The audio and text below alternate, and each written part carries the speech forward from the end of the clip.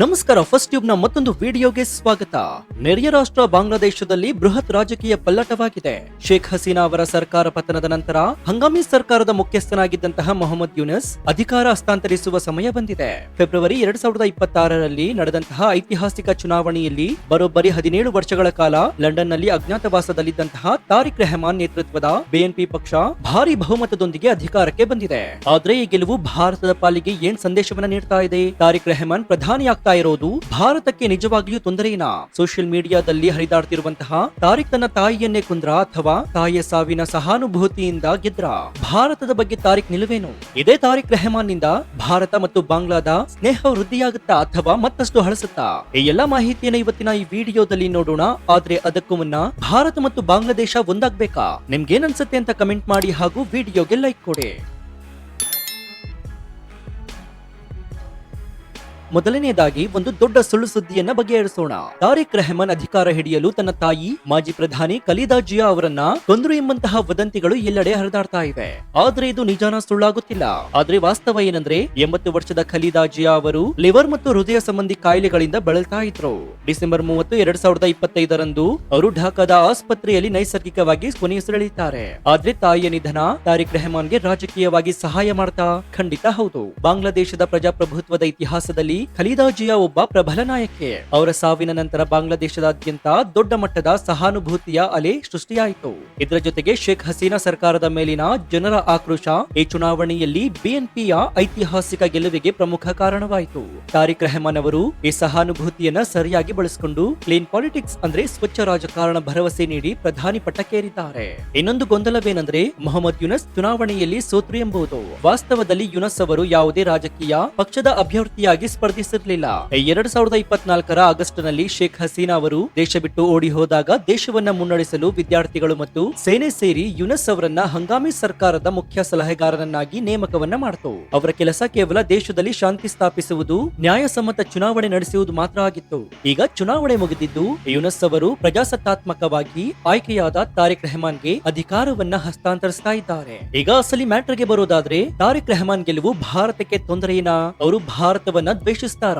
ಇದನ್ನ ಅರ್ಥ ಮಾಡ್ಕೊಳ್ಬೇಕು ಅಂದ್ರೆ ನಾವು ಸ್ವಲ್ಪ ಇತಿಹಾಸಕ್ಕೆ ಹೋಗ್ಬೇಕಾಗುತ್ತೆ. 2001ರಿಂದ 2006ರವರೆಗೆ ಖಲೀದಾ ಜಿಯಾ ಪ್ರಧಾನಿಯಾಗಿದ್ದಾಗ ತಾರಿಕ್ ರೆಹಮಾನ್ ತೆರೆಯ ಹಿಂದಿನ ಕಿಂಗ್ ಮೇಕರ್ ಆಗಿದ್ರು. ಆ ಸಮಯದಲ್ಲಿ ಬಿಎನ್ಪಿ ಪಕ್ಷವು ಉಗ್ರಗಾಮಿ ಒಲವಿರುವಂತಹ ಜಮಾತೆ ಇಸ್ಲಾಮಿ ಜೊತೆ ಮೈತ್ರಿಯನ್ನ ಮಾಡ್ಕೊಂಡಿತ್ತು. ಆ ಸಮಯದಲ್ಲಿ ಭಾರತದ ಈಶಾನ್ಯ ರಾಜ್ಯಗಳ ಬಂಡುಕೋರರಿಗೆ ಬಾಂಗ್ಲಾದೇಶದಲ್ಲಿ ಆಶ್ರಯವನ್ನ ನೀಡಲಾಗ್ತಿತ್ತು ಎಂಬಂತಹ ಗಂಭೀರ ಆರೋಪಗಳಿದ್ವು. ಇದರಿಂದಾಗಿ ಭಾರತ ಮತ್ತು ಬಿಎನ್ಪಿ ನಡುವಿನ ಸಂಬಂಧ ಹಳಸಿತ್ತು. ಆದ್ರೆ ಈಗಿನ ಪರಿಸ್ಥಿತಿ ಭಿನ್ನವಾಗಿದೆ. ಭಾರತದ ಬಗ್ಗೆ ತಾರಿಕ್ ರೆಹಮಾನ್ ಸಂಪೂರ್ಣ ದ್ವೇಷ ಹೊಂದಿದ್ದಾರೆ ಎನ್ನುವುದು ಉತ್ಪ್ರೇಕ್ಷವಾಗಿದೆ. ಪ್ರಸ್ತುತ ತಾರಿಕ್ ರೆಹಮಾನ್ ಅವರು ಬಾಂಗ್ಲಾದೇಶ ಫಸ್ಟ್ ಎಂಬುವ ನೀತಿಯನ್ನ ಅಳವಡಿಸಿಕೊಂಡಿದ್ದಾರೆ. ಇದರರ್ಥ ಶೇಖ್ ಹಸೀನಾ ಅವರಂತೆ ಭಾರತದ ಮೇಲೆ ಸಂಪೂರ್ಣ ಅವಲಂಬಿತವಾಗದೆ ಸಮಾನತೆಯ ಆಧಾರದ ಮೇಲೆ ಭಾರತದೊಂದಿಗೆ ಸಂಬಂಧ ಬೆಳೆಸುವುದು ಅವರ ಉದ್ದೇಶವಾಗಿದೆ. ಅವರ ಆಪ್ತ ಸಲಹೆಗಾರರು ಕೂಡ ಭಾರತದೊಂದಿಗೆ ವ್ಯಾಪಾರ, ಭದ್ರತೆ ಮತ್ತು ಸಂಸ್ಕೃತಿಯಲ್ಲಿ ಒಟ್ಟಾಗಿ ಕೆಲಸ ಮಾಡಲು ನಾವು ಸಿದ್ಧರಿದ್ದೇವೆ ಅಂತ ಇತ್ತೀಚೆಗಷ್ಟೇ ಹೇಳಿಕೆಯನ್ನು ನೀಡಿದ್ದಾರೆ. ಇನ್ನು ಭಾರತವನ್ನು ಅವರು ನೇರವಾಗಿ ವಿರೋಧಿಸದಿದ್ರೂ ಕೂಡ ಮುಂದಿನ ದಿನಗಳಲ್ಲಿ ನವದೆಹಲಿಗೆ ದೊಡ್ಡ ಸವಾಲುಗಳು ಎದುರಾಗುವುದು ಖಚಿತ. ಆ ಸವಾಲುಗಳು ಯಾವುವು ಗೊತ್ತಾ? ಶೇಖ್ ಹಸೀನಾ ಹಸ್ತಾಂತರ.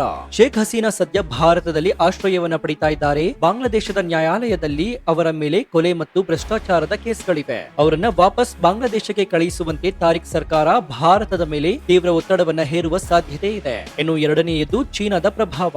ಬಿಎನ್ಪಿ ಪಕ್ಷವು ಸಾಂಪ್ರದಾಯಿಕವಾಗಿ ಪಾಕಿಸ್ತಾನ ಮತ್ತು ಚೀನಾದತ್ತ ಸ್ವಲ್ಪ ಮೃದು ಧೋರಣೆಯನ್ನ ಹೊಂದಿದೆ. ಭಾರತವನ್ನ ಕಟ್ಟಿಹಾಕಲು ಚೀನಾ ಬಾಂಗ್ಲಾದೇಶದಲ್ಲಿ ತನ್ನ ಹೂಡಿಕೆ ಮತ್ತು ಪ್ರಭಾವವನ್ನ ಹೆಚ್ಚಿಸುವ ಅಪಾಯವಿದೆ. ಇನ್ನು ಮೂರನೇದು ಗಡಿ ಹತ್ಯೆಗಳು ಮತ್ತು ನದಿ ನೀರು ಹಂಚಿಕೆ.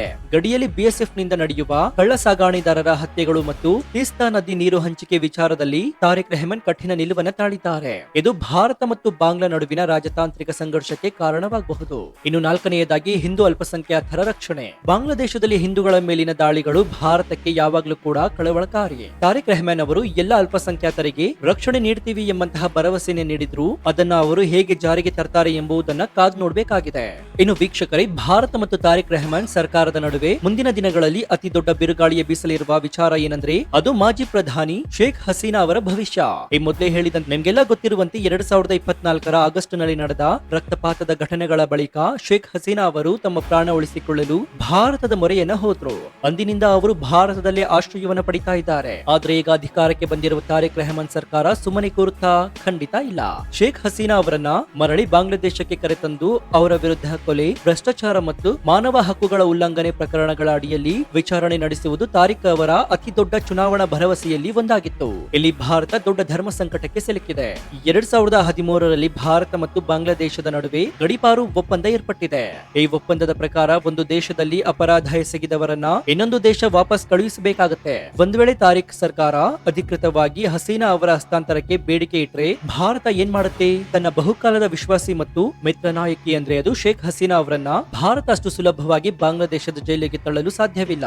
ಹಾಗಂತ ಹಸ್ತಾಂತರಿಸದಿರಲು ಕೂಡ ನಿರಾಕರಿಸಿದ್ರೆ ತಾರಿಕ್ ರೆಹಮಾನ್ ಸರ್ಕಾರ ಕೆಂಗಡಿಗೆ ಗುರಿಯಾಗಬೇಕಾಗುತ್ತೆ. ಈ ಒಪ್ಪಂದದಲ್ಲಿರುವ ಒಂದು ಚಿಕ್ಕ ನಿಯಮ ಅಂದ್ರೆ ರಾಜಕೀಯ ಪ್ರೇರಿತ ಪ್ರಕರಣಗಳಿದ್ದರೆ ಹಸ್ತಾಂತರ ನಿರಾಕರಿಸಬಹುದು ಎಂಬಂತಹ ಅಂಶವನ್ನ ಮುಂದಿಟ್ಕೊಂಡು ಭಾರತ ಶೇಖ್ ಹಸೀನಾ ಅವರನ್ನ ರಕ್ಷಿಸುವ ಸಾಧ್ಯತೆಗಳೇ ಹೆಚ್ಚು.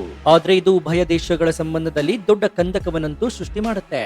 ಇನ್ನು ಸೋಷಿಯಲ್ ಮೀಡಿಯಾದಲ್ಲಿ ನೀವು ನೋಡ್ತಾ ಇರಬಹುದು, ಬಾಂಗ್ಲಾದೇಶದಲ್ಲಿ ಬಾಯ್ಕಾಟ್ ಇಂಡಿಯಾ ಅಥವಾ ಇಂಡಿಯಾ ಔಟ್ ಅಭಿಯಾನಗಳು ಆಗಾಗ ಸದ್ದು ಮಾಡ್ತಾನೆ ಇರುತ್ತವೆ. ಮಾಲ್ಡೀವ್ಸ್ ಮಾದರಿಯಲ್ಲಿ ಬಾಂಗ್ಲಾದೇಶ ಕೂಡ ಭಾರತವನ್ನ ದೂರವಿಡುತ್ತಾ ತಾರಿಕ್ ರೆಹಮಾನ್ ಈ ಅಭಿಯಾನಕ್ಕೆ ಬೆಂಬಲವನ್ನ ನೀಡುತ್ತಾರಾ? ಇದಕ್ಕೆ ಉತ್ತರ, ವಾಸ್ತವದಲ್ಲಿ ಅದು ಅಷ್ಟು ಸುಲಭವಲ್ಲ. ರಾಜಕೀಯ ಭಾಷಣಗಳಲ್ಲಿ ಭಾರತವನ್ನ ಟೀಕಿಸುವುದು ಬೇರೆ, ಆಡಳಿತ ನಡೆಸುವುದು ಬೇರೆ. ಬಾಂಗ್ಲಾದೇಶದ ಆರ್ಥಿಕತೆ ಭಾರತದ ಮೇಲೆ ತೀವ್ರವಾಗಿ ಅವಲಂಬಿತವಾಗಿದೆ. ಅದರಲ್ಲೂ ಮುಖ್ಯವಾಗಿ ದಿನಬಳಕೆಯಾಗುವಂತಹ ವಸ್ತುಗಳು, ಈರುಳ್ಳಿ, ಬೆಳ್ಳುಳ್ಳಿ, ಗೋಧಿ, ಹತ್ತಿ, ಸಕ್ಕರೆಯಿಂದ ಹಿಡಿದು ಯಂತ್ರೋಪಕರಣಗಳವರೆಗೆ ಬಾಂಗ್ಲಾದೇಶ ಭಾರತದಿಂದಲೇ ಆಮದುವನ್ನ ಮಾಡ್ಕೊಳ್ಬೇಕು. ಭಾರತದಿಂದ ಸರಬರಾಜು ನಿಂತರೆ ಢಾಕಾದ ಮಾರುಕಟ್ಟೆಗಳಲ್ಲಿ ಬೆಲೆ ಬಾಳುವ ವಸ್ತುಗಳ ಬೆಲೆ ಗಗನಕ್ಕೇರಿ ತಾರಿಕ್ ಸರ್ಕಾರಕ್ಕೆ ದೊಡ್ಡ ತಲೆನೋವಾಗುತ್ತೆ. ಇನ್ನು ಎರಡನೆಯದಾಗಿ ವೈದ್ಯಕೀಯ ಪ್ರವಾಸೋದ್ಯಮ.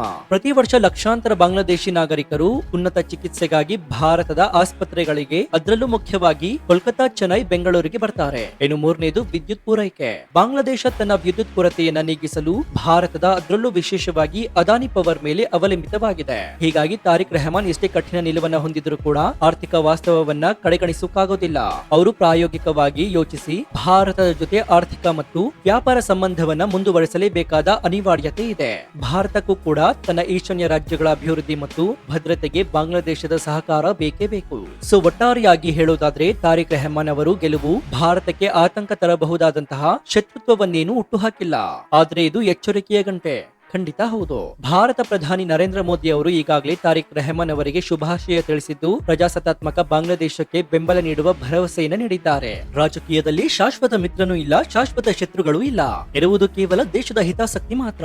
ಮುಂದಿನ ದಿನಗಳಲ್ಲಿ ಈ ಎರಡು ದೇಶಗಳ ನಾಯಕರು ತಮ್ಮ ಭಿನ್ನಾಭಿಪ್ರಾಯಗಳನ್ನ ಹೇಗೆ ಬಗೆಹರಿಸಿಕೊಳ್ತಾರೆ ಎಂಬುದರ ಮೇಲೆ ದಕ್ಷಿಣ ಏಷ್ಯಾದ ಭವಿಷ್ಯ ನಿಂತಿದೆ. ಸೊ ವೀಕ್ಷಕರೇ, ಈ ಬಗ್ಗೆ ನಿಮ್ಮ ಅಭಿಪ್ರಾಯ ಏನು? ತಾರಿಕ್ ರೆಹಮಾನ್ ಆಡಳಿತದಲ್ಲಿ ಭಾರತ ಮತ್ತು ಬಾಂಗ್ಲಾ ಸಂಬಂಧ ಹೇಗಿರಬೇಕು? ಕಮೆಂಟ್ ಮಾಡಿ ಹಾಗೂ ವಿಡಿಯೋಗೆ ಲೈಕ್ ಕೊಡಿ. ಜೊತೆಗೆ ನೀವಿನ್ನೂ ನಮ್ಮ ಚಾನೆಲ್ ಅನ್ನ ಸಬ್ಸ್ಕ್ರೈಬ್ ಮಾಡ್ಕೊಂಡಿಲ್ಲ ಅಂದ್ರೆ ಈ ಕೂಡಲೇ ಸಬ್ಸ್ಕ್ರೈಬ್ ಮಾಡ್ಕೊಂಡು ಪಕ್ಕದಲ್ಲಿರುವಂತಹ ಬೆಲ್ ಐಕಾನ್ ಅನ್ನ ಪ್ರೆಸ್ ಮಾಡಿ. ಇದರಿಂದ ನಾವು ಹಾಕುವ ಹೊಸ ವಿಡಿಯೋಗಳ ನೋಟಿಫಿಕೇಶನ್ ಮೊದಲು ನಿಮಗೆ ಸಿಗುತ್ತೆ. ಇನ್ನು ನಮ್ಮ ಚಾನೆಲ್ ನಲ್ಲಿ ಇಂತಹ ಅನೇಕ ಕುತೂಹಲಕಾರಿ ವಿಡಿಯೋಗಳು ಇವೆ, ಅವುಗಳನ್ನು ನೋಡಿ ಪ್ರೋತ್ಸಾಹಿಸಿ. ಜೊತೆಗೆ ನೀವೇನಾದ್ರೂ ನಮ್ಮ ಚಾನೆಲ್ ನಲ್ಲಿ ಜಾಹೀರಾತು ಕೊಡಬೇಕು ಅಂತ ಅನ್ಕೊಂಡಿದ್ರೆ ಈ ಕೆಳಗೆ ಬರ್ತಾ ಇರುವಂತಹ ಮೇಲ್ ಐಡಿಯನ್ನ ಕಾಂಟ್ಯಾಕ್ಟ್ ಮಾಡಿ. ಸೊ ಇದಾಗಿತ್ತು ಈ ಕ್ಷಣದ ವಿಶೇಷ. ನೋಡ್ತಾ ಇರಿ ಫಸ್ಟ್ ಯು ಕನ್ನಡ. ಧನ್ಯವಾದ.